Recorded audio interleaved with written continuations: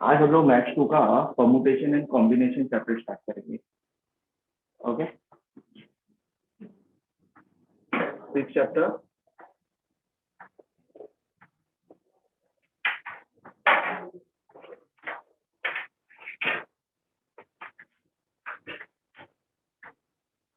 White board visible है सबको? Hello? Yes sir. Yes sir. या जो भी पूछूंगा फटाफट उसका जवाब दो, ठीक है? अगर आप लोगों को नहीं भी आता है तो भी बोलो, आता है तो भी बोलो, शांत नहीं बैठना। और कुछ डाउट होगा तो तुरंत पूछ के लेना। अच्छा, मुझे ये बताओ, आप लोगों में से किसी को परमुटेशन एंड कॉम्बिनेशन के बारे में कुछ पता है? कुछ भी? नहीं सर, नहीं सर। किसी को भी नहीं? एनीवन? No sir. नहीं पता। ओके, ठीक है। आप लोगों ने 10th में प्रोबेबिलिटी चैप्टर पढ़ा था? Yes sir. Yes sir. सभी हाँ लोगों ने सर। पढ़ा था, सभी को आता भी होगा। प्रोबेबिलिटी मतलब क्या था? पॉसिबिलिटी। पॉसिबिलिटी। ये पॉसिबिलिटीज में नंबर ऑफ आउटकम्स के कितने पॉसिबल आउटकम्स हो सकते हैं, राइट? तो उसमें कैसा था कि एक लिमिटेड वैल्यूज थे, या तो हम लोग को डाइस दिया होता था, या तो हमें कॉइन दिए होते थे, या तो कार्ड दिए होते थे, ठीक है? तो ये जो परमुटेशन एंड कॉम्बिनेशन है ना, वो भी प्रोबेबिलिटी की तरह ही है। पूरा तो नहीं, लेकिन थोड़ा बहुत तो प्रोबेबिलिटी की तरह इसमें भी हम लोग पॉसिबिलिटी आउटकम्स, पॉसिबल आउटकम्स निकालेंगे, लेकिन यहाँ पे हमको कंडीशन दिया होगा, ठीक है? तो ये चैप्टर थोड़ा सा कैसा है कि समझने के लिए आप लोगों को, ये चैप्टर समझने के लिए सबसे पहले आप लोगों को परमुटेशन एंड कॉम्बिनेशन के बीच में डिफरेंस पता होना चाहिए। बहुत सारे लोगों को इन दोनों के बीच में डिफरेंस नहीं पता होता, इसकी वजह से वो कंफ्यूज हो जाते हैं। जब आपको क्वेश्चन आएगा तो परमुटेशन के क्वेश्चन भी सिमिलर होंगे और कॉम्बिनेशन के भी सिमिलर होंगे। आप कंफ्यूज हो जाओगे कि आप हमें फॉर्मूला परमुटेशन का लगाना है या फिर फॉर्मूला हमें कॉम्बिनेशन का लगाना है।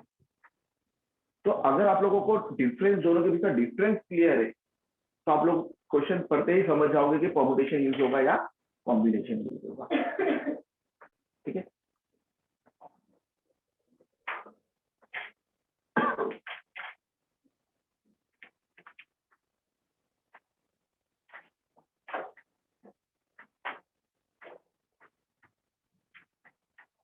नाउ तो सबसे पहले मैं ना आप लोगों को इसके बीच का डिफरेंस बताऊंगा।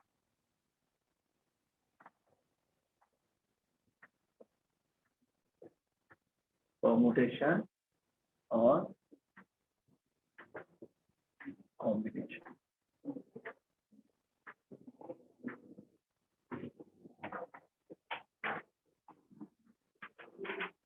परमुटेशन में क्या होता है कि दोनों में, परमुटेशन एंड कॉम्बिनेशन में हम लोगों को समथिंग वैल्यूज दिया होगा और बोला कि हमें इसका पॉसिबल अरेंजमेंट फाइंड आउट करो, ठीक है?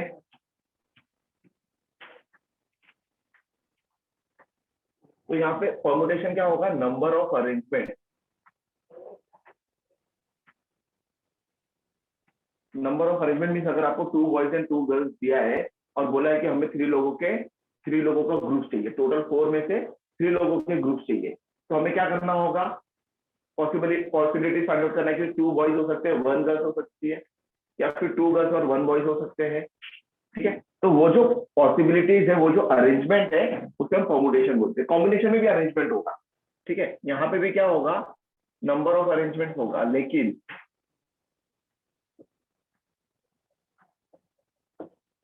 यहाँ पे क्या होता है? Position of arrangement. जो भी हम लोग अरेंजमेंट करेंगे उसका पोजीशन इज नीडेड, और यहाँ पे पोजीशन इज नॉट।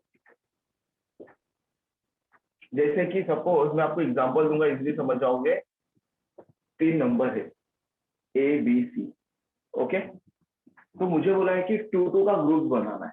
2 का ग्रुप बनाना है, तो परमुटेशन में क्या बोला था मैंने कि पोजीशन जो है वो जरूरी है, ठीक है? पोजीशन जरूरी है, तो ये इस तरह से हो सकता है, ए बी हो सकता है, ए सी हो सकता है, बी ए हो सकता है, बी सी हो सकता है, सी ए एंड सी बी, ठीक है? मतलब यहाँ पे पोजीशन जरूरी है, मतलब क्या? ए बी है, पहले ए था फिर बी, तो बी ए बी और बी ए वैसे देखा जाएगा तो दोनों सिमिलर है, डिफरेंस क्या है दोनों के बीच में कि दोनों का पोजीशन अलग है। ओके, और यही सेम एग्जांपल अगर मैं कॉम्बिनेशन में लूं तो कॉम्बिनेशन में सिर्फ पॉसिबिलिटीज चाहिए, हमें पोजीशन मैटर नहीं करता। पोजीशन मैटर नहीं करता तो ये ऐसा हो जाएगा ए बी, बी सी और सी सी, बस। मतलब कि यहाँ पे ए आगे रहे बी पीछे रहे या बी आगे रहे ए पीछे रहे, दोनों को सिमिलरली कंसीडर करेगा। तो दोनों के बीच का डिफरेंस समझ में आया, permutation and combination. Yes, sir. Yes, sir. Yes, किसी को sir. कुछ डाउट है इसमें? No, sir. No, sir. ये लिख के लो, हो गया लिख के सबका? Yes, sir. हाँ सर. हाँ, जैसे हो जाएगा लिख के मुझे तुरंत बता दिया करो। चलो,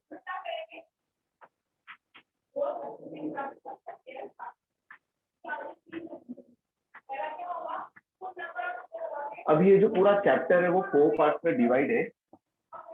फर्स्ट पार्ट है हमारा काउंटिंग प्रिंसिपल,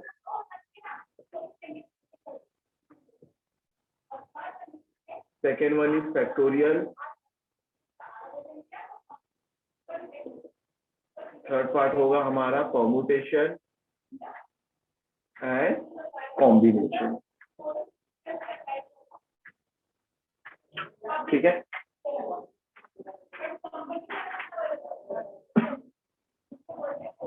तो एक एक एक्सरसाइज, 4 एक्सरसाइज है, सब हर एक्सरसाइज जो है वो एक एक टॉपिक पे डिपेंड। तो जब तक मुझे ये फर्स्ट और सेकंड टॉपिक नहीं आएगा तब तक हम ये परमुटेशन एंड कॉम्बिनेशन नहीं कर सकते। ठीक है, तो हम क्या करेंगे, एक एक करके टॉपिक वाइज जाएंगे। तो सबसे पहले हम देखेंगे काउंटिंग प्रिंसिपल क्या होता है। सपोज मैंने आपको एक एग्जांपल दिया,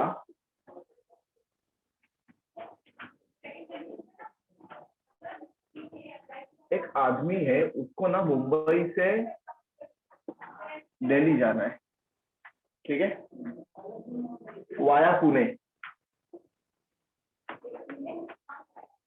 उसे क्या करना है, मुंबई से दिल्ली जाना है, वाया पुणे जाना। तो उसको मुंबई से पुणे जाने के लिए 3 ट्रेन अवेलेबल है।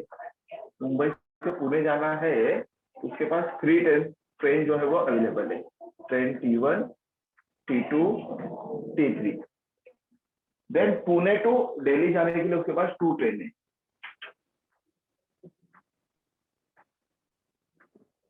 T4, T5। ठीक है, तो उसे मुंबई से दिल्ली जाने के लिए उसके पास कितने ऑप्शन है? 5. 5 ऑप्शन? नो।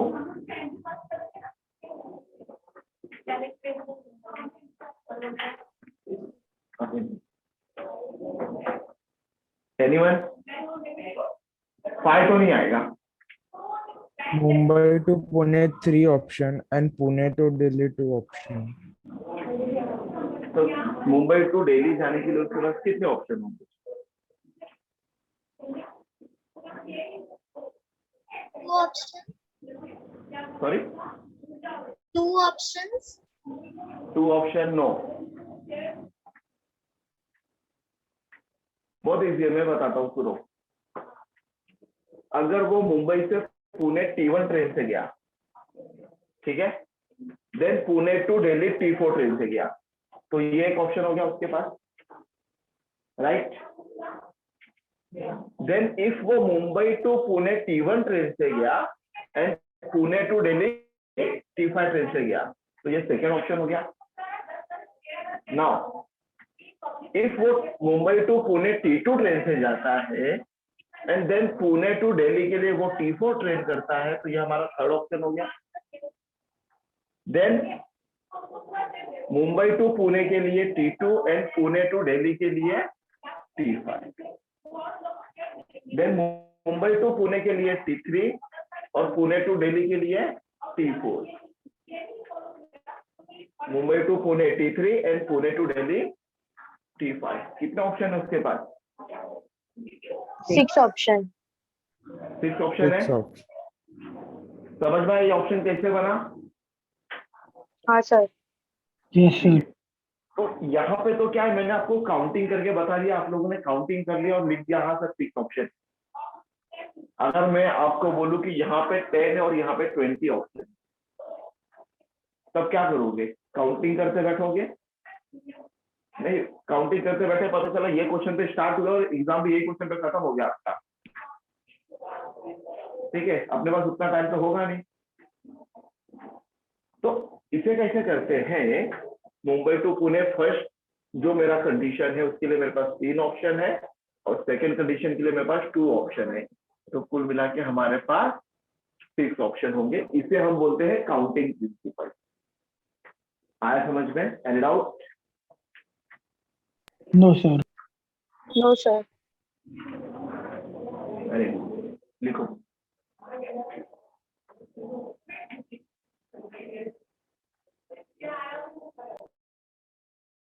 होगा लिखिए। Yes, sir. हाँ, आप लोग ना चैट में कुछ भी मत लिखो डन करके, हम चैट नहीं देख रहा हूँ मैं। जो भी है आप लोग माइक ऑन करो और बोलो, ओके? कोई भी चैट नहीं करेगा ना। ये तो काउंटिंग प्रिंसिपल समझ में आया। अभी काउंटिंग प्रिंसिपल 2 टाइप के, फर्स्ट वन है principle of addition and second one is principle of multiplication.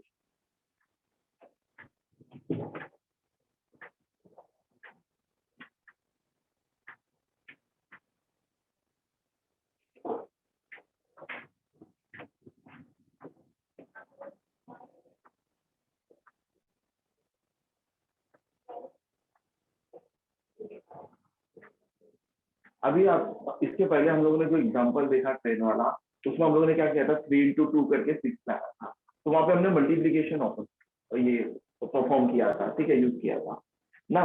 कुछ क्वेश्चन ऐसे है कि जहाँ पे एडिशन यूज होगा और कुछ क्वेश्चन ऐसे आएंगे जहाँ पे मल्टीप्लीकेशन यूज होगा। तो कौन से क्वेश्चन में एडिशन यूज करना है और किस क्वेश्चन में मल्टीप्लीकेशन यूज करना है वो यहाँ पे बताता हूँ। तो जिसमें एडिशन यूज होगा उसे बोलेंगे प्रिंसिपल ऑफ एडिशन, और जहां पर मल्टीप्लीकेशन यूज होगा उसे हम कहेंगे प्रिंसिपल ऑफ मल्टीप्लीकेशन। ठीक है, तो एक एग्जांपल लिया, सपोज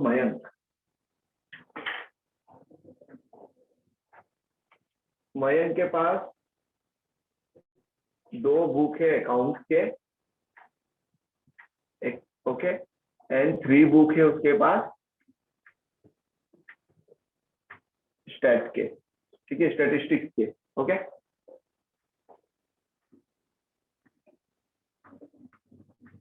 मयंक के पास 2 बुक अकाउंट के हैं एंड 3 बुक जो है वो स्टैटिस्टिक्स।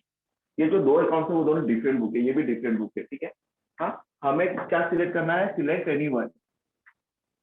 सिलेक्ट एनीवन, यहाँ पे क्या बोला है कि कोई भी एक मतलब यहाँ भी हो सकता है और यहाँ भी हो सकता है। तो मेरे पास पॉसिबिलिटीज क्या है? मेरे पास पॉसिबिलिटीज ये है कि मैं अकाउंट्स में से, मेरे पास कितने ऑप्शन है अकाउंट्स के लिए? 2 ऑप्शन है ना। अकाउंट्स के 2 बुक है, मुझे कोई एक सिलेक्ट करना, तो मेरे पास अकाउंट्स के लिए 2 ऑप्शन है। मतलब अकाउंट का बुक सिलेक्ट करने के लिए मेरे पास कितने वेज है?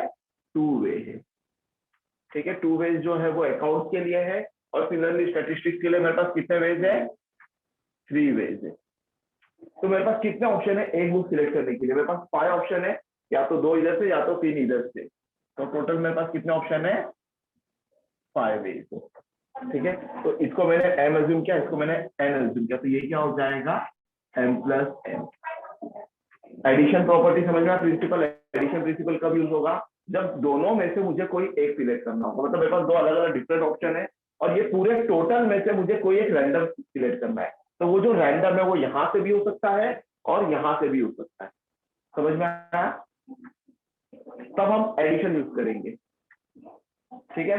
और अगर सेम एग्जांपल में मुझे ये बोला होता कि एक बुक जो है वो अकाउंट, मुझे 2 बुक सिलेक्ट करना है, एक बुक जो है वो अकाउंट का होगा और एक बुक जो है वो स्टैट्स का होगा, तो दोनों में से एक एक सिलेक्ट करना होता, तो हम मल्टीप्लीकेशन यूज करते हैं।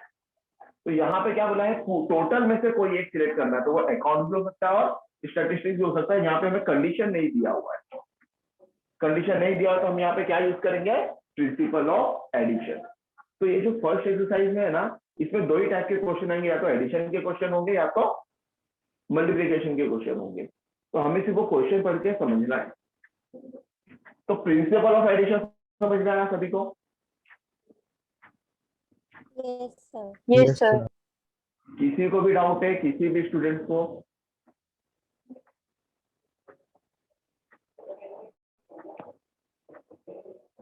ये सिर्फ 2-4 स्टूडेंट जो है वो यस नो कर रहे हैं, बाकी लोगों का आवाज नहीं आ रहा है। सभी को समझ में आ रहा है ना? Yes, sir. Yes, sir. Yes. लिखो। Done, sir. Done, sir. Okay. Now next one. Next topic is principle of multiplication.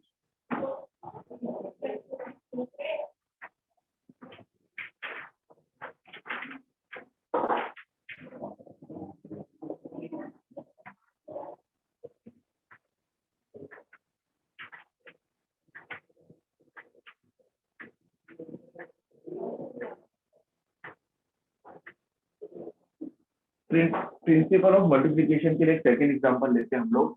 Suppose Rahul है,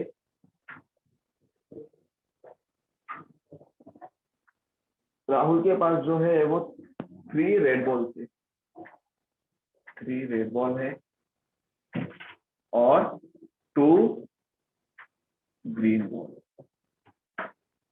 ठीक है, तो हमें क्या करना है, एक रेड बॉल सिलेक्ट करना है और एक ग्रीन बॉल सिलेक्ट करना है। तो पॉसिबिलिटी, सपोज ये 3 रेड बॉल जो है वो R1 R2 R3 होगा और 2 ग्रीन बॉल जो है वो G1 G2 होगा।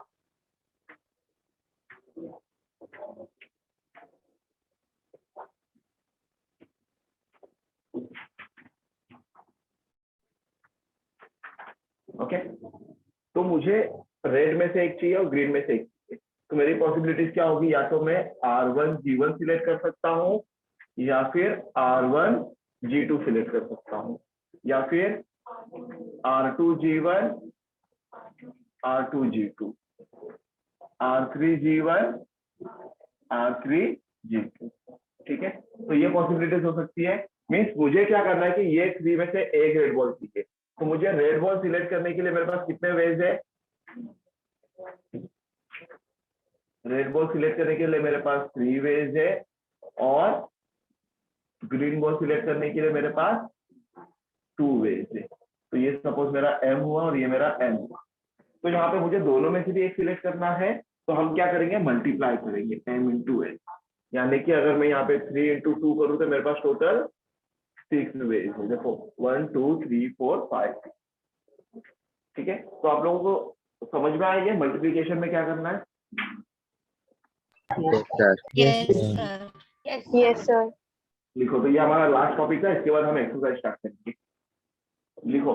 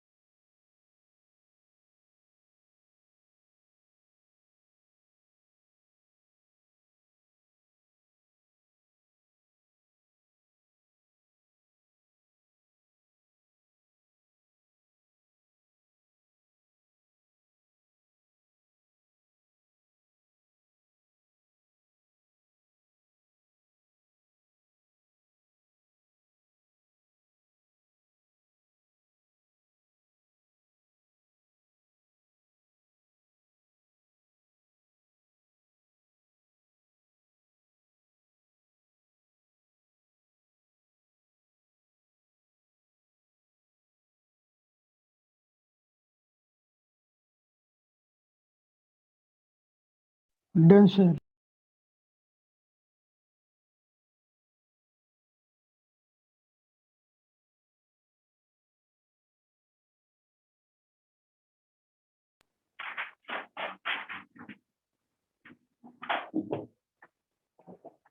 यहाँ तक सभी को समझ में आया? किसी को कुछ डाउट है जितना भी अभी तक किया है?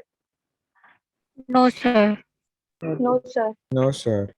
No, sir.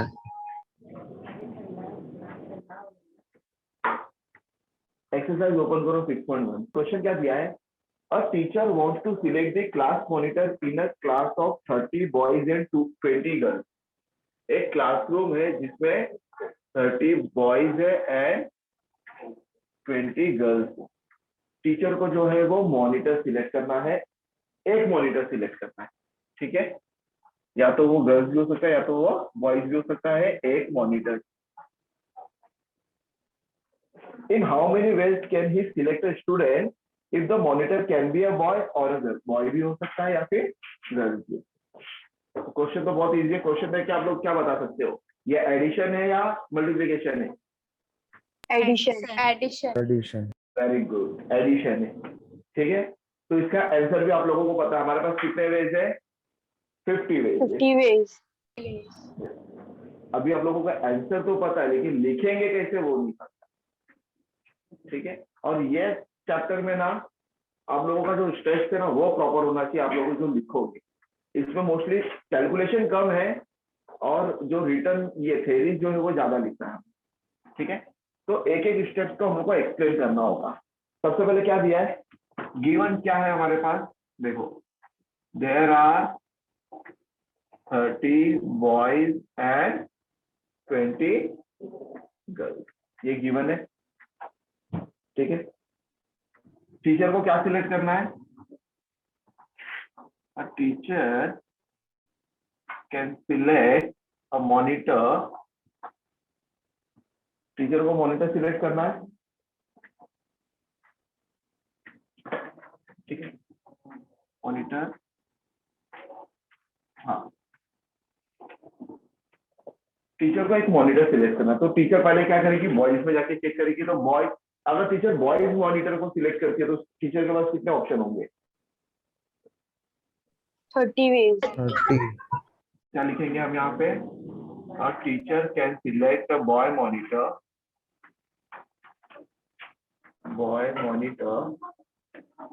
from 30 boys in 30 ways। 30 ways है उसके पास सिलेक्ट करने का, यानी कि m का वैल्यू कितना हुआ?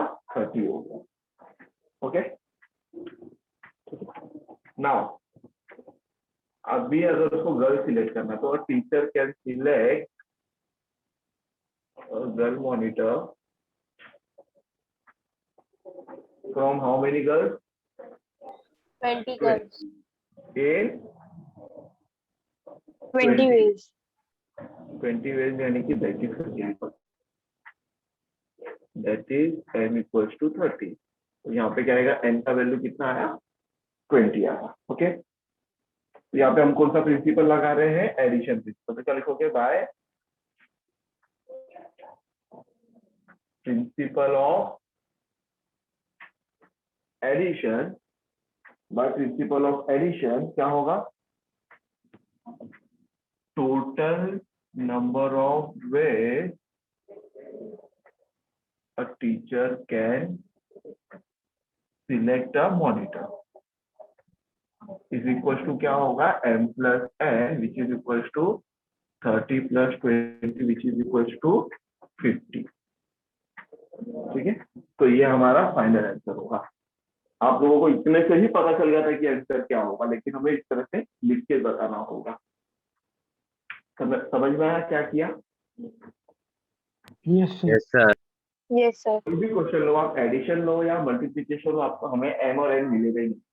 तो सबसे पहले जो गिवन रहेगा वो लिखेंगे, उसके बाद m का कंडीशन लिखेंगे, n का कंडीशन लिखेंगे, and then proper principle apply करेंगे, या तो एडिशन या तो मल्टीप्लिकेशन। मल्टीप्लिकेशन होगा तो यहाँ पे मल्टीप्लाई आएगा सर, ठीक है? लिखो नेक्स्ट क्वेश्चन, देखो क्या है।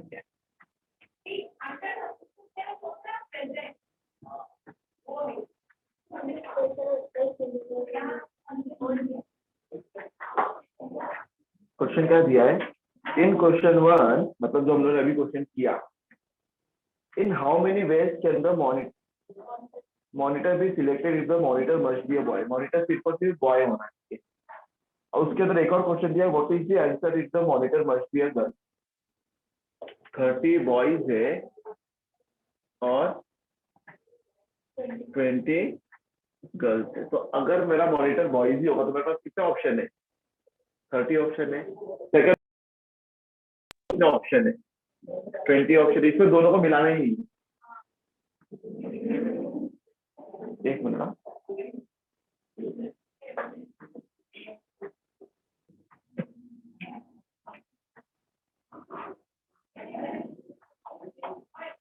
If the monitor must be boy, there are 30 ways, right? ये उसका फर्स्ट ये हुआ। सेकेंड पार्ट क्या बोला है?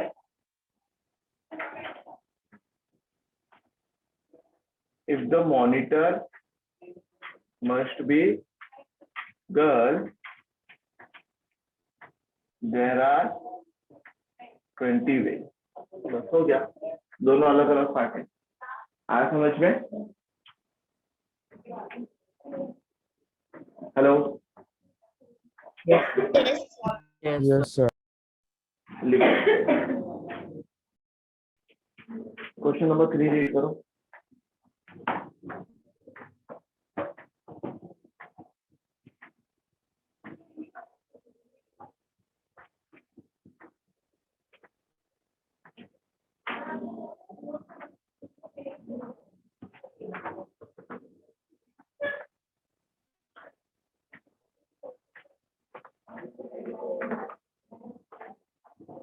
A signal is generated from two flags by putting one flag above the other. If 4 flags of different colors are available, how many different signals can be generated? मेरे पास 4 different colour के flags है, ठीक है। Suppose ये flag 1, flag 2, flag 3 और flag 4। मुझे एक signal बनाना है, ठीक है। ये सिग्नल जो है वो 2 फ्लैग्स को लेकर सिग्नल बनेगा, ठीक है। तो मेरे पास कितने ऑप्शन है, कितने टाइप के मेरे अलग अलग डिफरेंट कलर के सिग्नल बन सकते हैं? क्वेश्चन समझ में आया?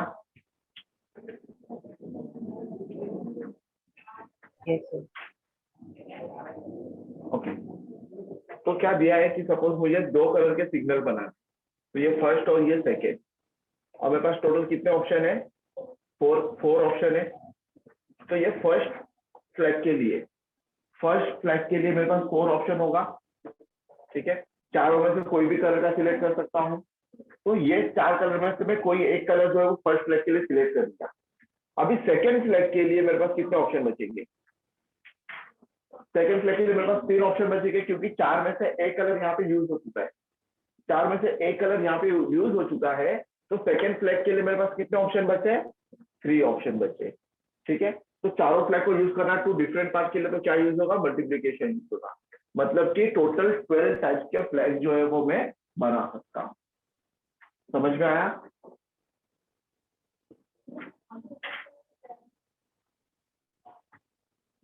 सभी को समझ में आया? Yes, sir. Yes, sir. तो लिखेंगे कैसे? देखो, since there are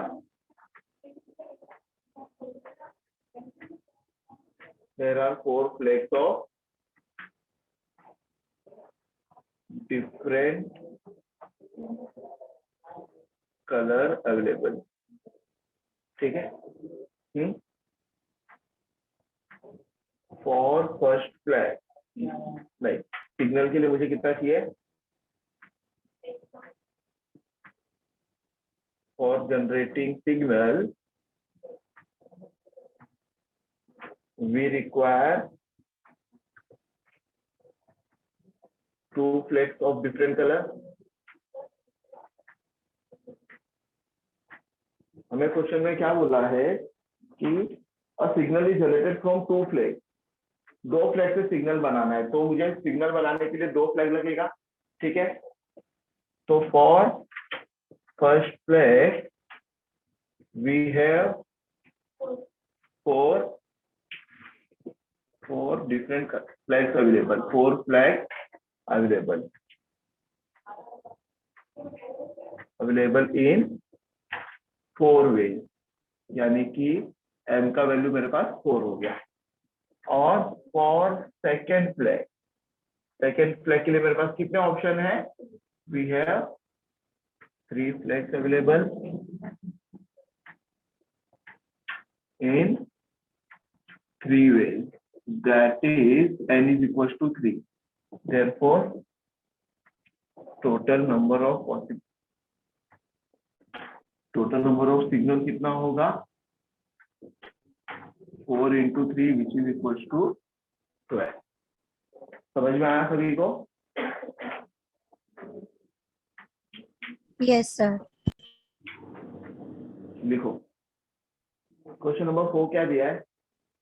how many 2 letter words can be formed using letter from the word space।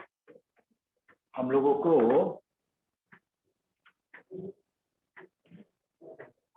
Space करके वर्ड दिया हुआ है, ये वर्ड के लेटर से मुझे 2 वर्ड का कोई लेटर बनाना है, तो कितने पॉसिबिलिटीज होगा? कंडीशन भी दिया हुआ है, when repetition of letter is allowed और रिपीटेशन इज नॉट अलाउड।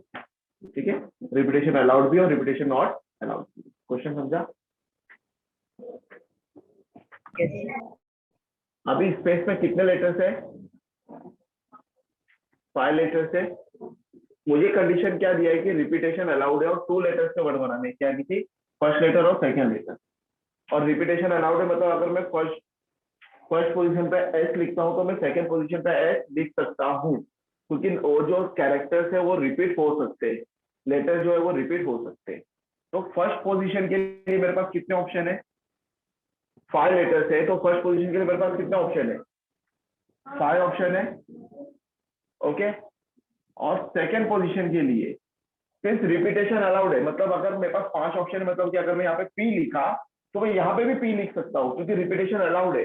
तो सेकंड पोजीशन के लिए भी मेरे पास 5 ऑप्शन है, राइट? तो 5 to 5 मतलब टोटल 25 वर्ड्स बनेंगे। आया समझ में? अगर रिपीटेशन अलाउड है तो कितने वर्ड्स बनेंगे? 25। और क्या बोला है कि if repetition are not allowed, तो 2 कैरेक्टर है, 2 वर्ड इसका बनाना, लेटर्स का बनाना, तो फर्स्ट पोजीशन के लिए मेरे पास कितने ऑप्शन है? 5 ऑप्शन है। एक कोई 5 में से एक यहाँ पे यूज हो गया, तो सेकंड पोजीशन के लिए मेरे पास ओनली 4 ऑप्शन बचेंगे। ठीक है, तो ये हो जाएगा 5 into 4 equals to 20 वर्ड। समझ में आया? ठीक है, अभी हम इसे लिखेंगे किस तरह से वो देखो।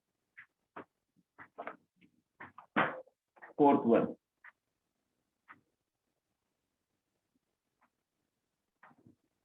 number of letters in the word space is equals to 5। ठीक है, when repetition is allowed, अगर रिपीटेशन अलाउड है, ठीक है, तो रिपीटेशन अलाउड है तो फॉर अपने को क्या करना है? 2 लेटर्स का ये बनाना है ना वर्ड।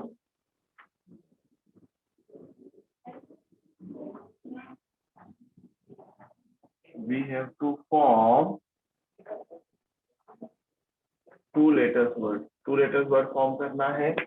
ओके, तो हम लोग क्या करेंगे? For first position we have 5 letters available in 5 ways। ठीक है, that is n equals to 5। और फॉर सेकेंड पोजीशन के लिए भी मेरे पास वही है ना, we have 5 letters available in 5 ways, that is n is equals to 5. तो कौन सा थ्योरम अप्लाई होगा? बाय प्रिंसिपल ऑफ मल्टीप्लिकेशन होगा ना यहाँ पर, principal of multiplication, total number of 2 letters word is equals to m into n, which is equals to 5 into 5, which is equals to 25. तो ये तो मुझे फर्स्ट पार्ट के लिए था, समझ में आया फर्स्ट पार्ट? Yes, sir. ये फर्स्ट पार्ट लिखो, देन हम लोग सेकंड करेंगे, रिपीटेशन इज नॉट अलाउड के लिए। सेकंड पार्ट क्या दिया है? when repetition is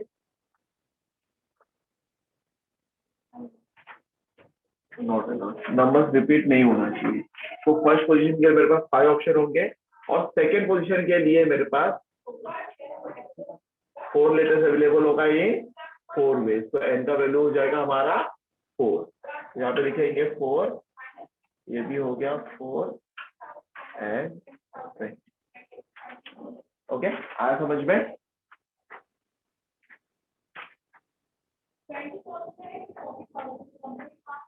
second part समझ गया? Yes, sir. Yes, sir. Yes, sir. लिखो next question, next question read करो।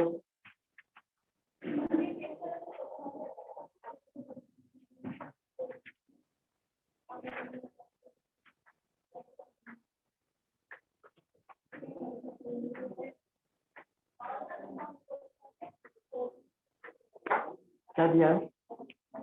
How many 3 digit numbers can be form from the digit, मेरे पास कुछ डिजिट दिया हुआ है 0 1 3 5 6। टोटल कितने डिजिट है हमारे पास? टोटल 5 डिजिट है। हमें क्या बोला है? 3 डिजिट नंबर्स बनाने, 3 डिजिट नंबर्स बनाने हैं। If repetition of digits are allowed or not allowed, repetition जो है वो अलाउड होंगे भी और नहीं भी होंगे। दो कंडीशन दिया। फर्स्ट कंडीशन, अगर रिपीटेशन अलाउड है, मुझे 3 डिजिट नंबर बनाना है, तो 3 डिजिट नंबर के लिए फर्स्ट पोजीशन के फर्स्ट पोजीशन के मेरे पास कितने ऑप्शन होंगे?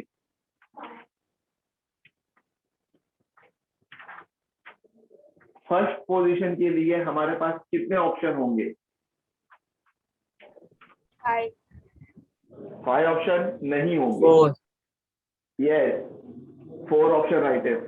5 ऑप्शन क्यों नहीं होंगे वो देखो, 5 ऑप्शन में 0 भी है। अगर आप यहाँ पे 0 ले लोगे तो वो 3 डिजिट नंबर रहेगा ही नहीं, फिर तो वो तो 2 डिजिट नंबर हो जाएगा। अगर 100 प्लेस पे 0 आ गया तो वो 2 डिजिट नंबर हो गया ना। अगर मैं यहाँ पे 0 लूँ, यहाँ पे 3 लूँ, यहाँ पे 5 लूँ, तो 35 हो जाएगा। 35 तो 2 डिजिट नंबर है, तो 100 प्लेस पे 0 तो आएगा नहीं। 100 प्लेस पे 0 नहीं आएगा, तो मेरे पास 100 प्लेस के लिए मेरे पास कितने ऑप्शन है? रिमेनिंग 4 ऑप्शन है। ओके, नाउ 10th प्लेस के लिए 5. 10th प्लेस के लिए मेरे पास 5 ऑप्शन और यूनिट प्लेस के लिए भी मेरे पास 5 ऑप्शन। तो टोटल कितने नंबर पॉसिबल है? 100। Okay, now if repetitions are not allowed, repetitions allowed नहीं है, तो मेरे पास 100 प्लेस के लिए मेरे पास कितने ऑप्शन है? 4 ऑप्शन ही होंगे, क्योंकि 0 होगा नहीं। नाउ अभी ये 4 में से एक तो यहाँ पे जा चुका है यहाँ पर, तो ये 4 में से 3 बचा, और 3 और 1 ये 0 4। तो सेकंड 10th प्लेस के लिए भी मेरे पास 4 ऑप्शन होंगे, ठीक है। और यूनिट प्लेस के लिए कितने ऑप्शन होंगे? यूनिट प्लेस के लिए हमारे पास 3 ऑप्शन होंगे, ठीक है। तो 4 कितना होगा? 48। समझ में आया? Yes. Yes, sir. Yes, sir. ठीक है, तो अभी हम इसे लिखेंगे किस तरह से। डिजिट क्या क्या है हमारे पास? 0 1 3, 5, 6. So therefore, number of digits is equals to 5. Number of digit 5 है. अभी यहाँ पे अगर रिपीटेशन अलाउड है, repetition of digit is allowed. Repetitions of digit is allowed. तो क्या होगा 100 पोजीशन के लिए मेरे पास कितने ऑप्शन है? For 100 place we have 4 digits. We have 4 digits in 4 ways. So that is m equals to 4. अभी for 10 place.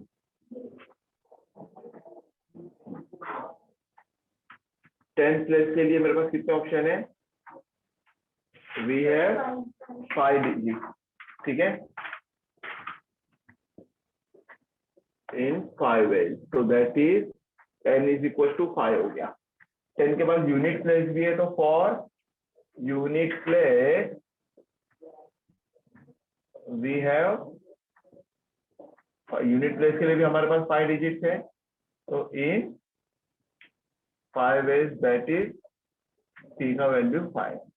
तो बाय कौन सा प्रिंसिपल यूज होगा? Principle of multiplication. Multiplication. Principle of multiplication में क्या होगा? Total number of digits is equals to m 4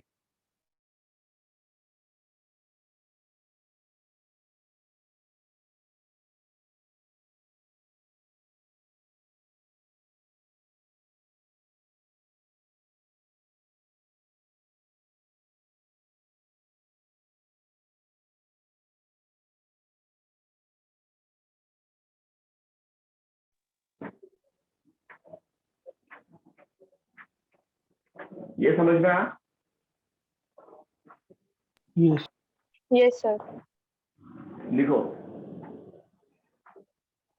चलो अभी इसका सेकेंड पार्ट क्या दिया है? When repetition of digit is not allowed. Repetition allowed नहीं रहेगा तो 100 प्लेस के लिए तो हमारे पास 4 ही ऑप्शन होंगे. ठीक है? 10 प्लेस के लिए मेरे पास कितने ऑप्शन हो जाएंगे? 4 ऑप्शन हो जाएंगे, मैंने बताया था यहाँ. और यूनिट प्लेस के लिए हमारे पास हो जाएंगे 3 ऑप्शन. तो क्या होगा इधर?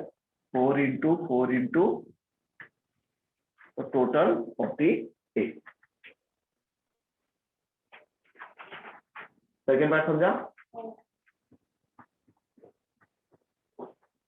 Yes, sir. लिख लो. डन हो गया सबका? Yes, sir. Yes, sir. तो आज हम यहीं पे स्टॉप करेंगे. नेक्स्ट लेक्चर में आगे कंटिन्यू करेंगे. ओके.